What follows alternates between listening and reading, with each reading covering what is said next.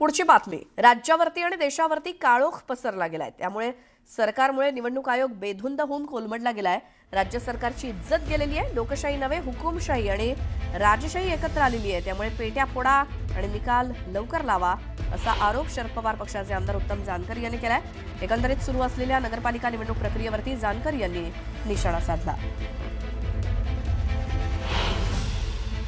ही निवडणूक आयोगाची नाही तर राज्य सरकारची इज्जत इश्यूवर मांडलेले लोकांचा तुमच्यावरती भरोसा राहिलेला नाही। निवडणूक घ्या, पुढे पारदर्शक घ्या, याचा निकाल तात्काळ 2 दिवसात सुप्रीम कोर्टामध्ये जावा आणि या बंद केलेल्या पेट्या उघडा, याचा निकाल जाहीर करा। आणि नसल करात तर मात्र यापुढे या देशाचं भवितव्य राजेशाही आणि हुकुमशाही एकत्र येते का काय, ही धास्ती या जनतेच्या मनामध्ये बसलेली आहे। तर राज्यातील महायुती सरकारला सत्तेत येऊन आज 1 वर्ष पूर्ण झालंय आणि महाराष्ट्र राज्याचे मुख्यमंत्री म्हणून देवेंद्र फडणवीस यांनी पंतप्रधान नरेंद्र मोदी यांच्या उपस्थितीत गेल्या वर्षी 5 डिसेंबर 2024 रोजी आझाद मैदानावर तिसऱ्यांदा मुख्यमंत्री पदाची शपथ घेतली। देवेंद्र फडणवीस यांच्या नेतृत्वाखाली सरकार आज वर्षपूर्ती साजरी करत आहे। प्रशासनातील उत्तम जाण आणि कठोर निर्णय क्षमता असलेले नेते म्हणून देवेंद्र फडणवीसांकडे बघितलं जातं आणि त्यांच्या आकलन क्षमतेचं देखील अनेकांनी कौतुक केलंय। देवेंद्र फडणवीसांकडे मुख्यमंत्रीपदासह राज्याचं गृहमंत्रीपद सुद्धा आहे। मागच्या वर्षभरात महायुती सरकारनं अनेक महत्त्वाचे निर्णय घेतलेत। दावोस फोरममध्ये ऐतिहासिक परकीय गुंतवणूक, रस्ते महामार्गाची कामं, शेतकऱ्यांसाठी घेतलेले धडाडीचे निर्णय यासोबतच सरकारनं सर्वसामान्यांच्या हिताच्या निर्णयांचा धडाकाच लावल्याचं बघायला मिळालं। दरम्यान महायुती सरकारच्या वर्षपूर्तीनिमित्त न्यूज 18 लोकमतवरती एक खास कार्यक्रम देखील आयोजित केलाय। यात महायुती सरकारच्या वर्षपूर्तीचा लेखाजोखा मांडला जाणार आहे। सरकारचे वर्षभरातील निर्णय, यात सरकारनं केलेल्या कामगिरी संदर्भात चर्चा केली जाणार आहे।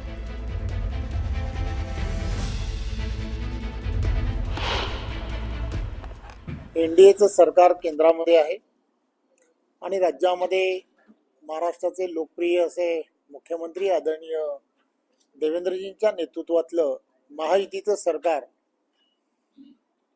हे महाराष्ट्रामध्ये अतिशय गतिमान पद्धतीने काम करताना तुम्हाला आम्हाला सर्वांना दिसत आहे। एक विचाराचं सरकार असणं किती फायदेशीर असू शकतं हे महाराष्ट्राला सातत्याने वेगवेगळ्या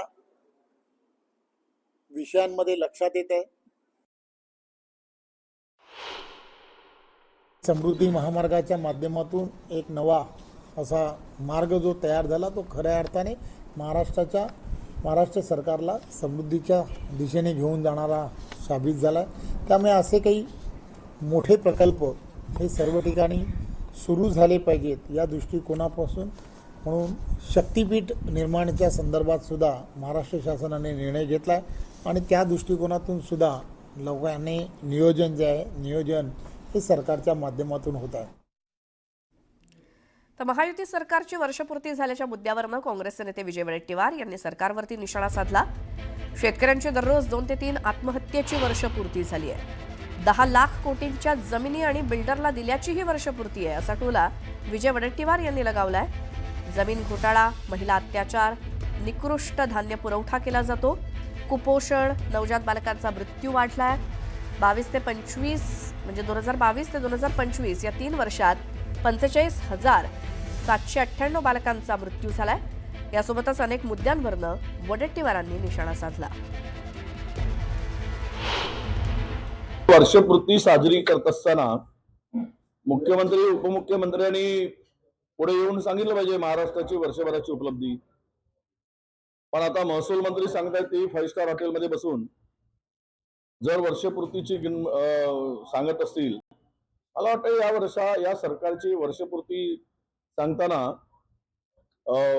आहे काय सांगायला। ही वर्षपूर्ती म्हणजे शेतकऱ्यांच्या दररोज होणाऱ्या 2-3 आत्महत्येची वर्षपूर्ती आहे। ही वर्षपूर्ती म्हणजे करोडोच्या आतापर्यंत आमच्या माहितीनुसार धननाण्यांना, बिल्डरला, डेव्हलपरला मंत्र्यांनी आपसात वाटून जवळपास 10 लाख कोटीच्या जमिनी बळकावल्या आहेत. बेरोजगारी किती वाढली त्याची उपलब्धी सांगावी. केलं काय? कुठला इन्फ्रास्ट्रक्चर उभं झालं? रस्त्यांची खस्ता अवस्था झाली. रस्ते असतील, सिंचन असेल. आता मराठवाड्यात आलेला जो काही प्रचंड पूर आला आणि त्यातून शेतीचं नुकसान झालं, त्याची काय उपलब्धी आहे ते सांगावी. मला एकूणच वाटते की सरकार वर्षभर म्हणजे वर्षभराची ही उपलब्धी सरकारच्या नाकर्तेपणाची उपलब्धी आहे, सरकारच्या अपयशाची उपलब्धी आहे.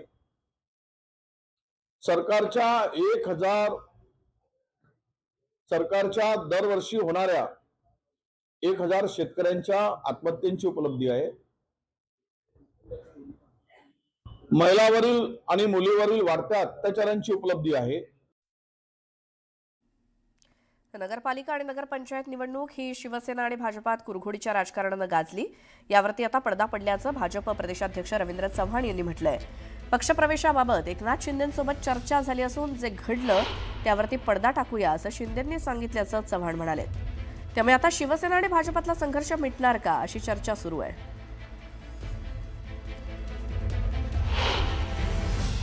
कालच या संदर्भामध्ये 2 दिवसा अगोदर आदरणीय एकनाथराव शिंदेजी उपमुख्यमंत्री आमचे महायुतीतले नेते आहेत त्यांच्याशी चर्चा झाली आणि त्यांनी या संदर्भामध्ये विषय जे आहेत ते विषय आपण अधिक वाढवू नयेत असं ज्यावेळेला सांगितलं त्यावेळेला मी त्यांना म्हटलं की आपण काय करावं ते लवकरच आम्ही सर्वजण देवेंद्रजी मी आणि ते आम्ही सर्वजण बसणार आहोत. त्यामुळे त्यांनी असं मला सांगितलं की जे घडलं आहे त्यापैकी काही गोष्टींवरती आपण पडदा टाकला पाहिजे.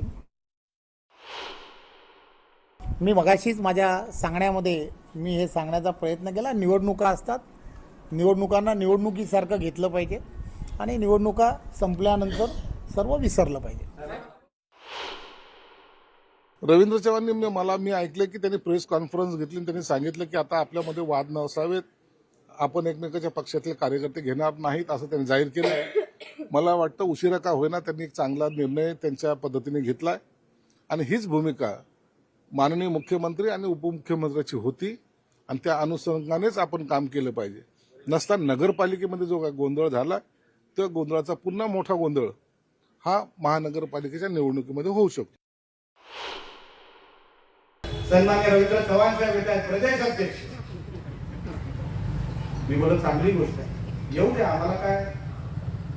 पण महाराष्ट्रामध्ये 350 जिथे निवडणुका चालू आहेत तिथे फक्त सिंधुदुर्ग आणि त्यात मालवण. चांगली गोष्ट आहे.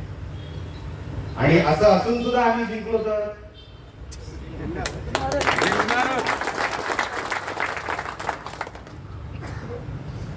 लपायला जागा मिळणार नाही. लोक विचारणार, म्हणजे माझं म्हणणं आहे लोक विचारणार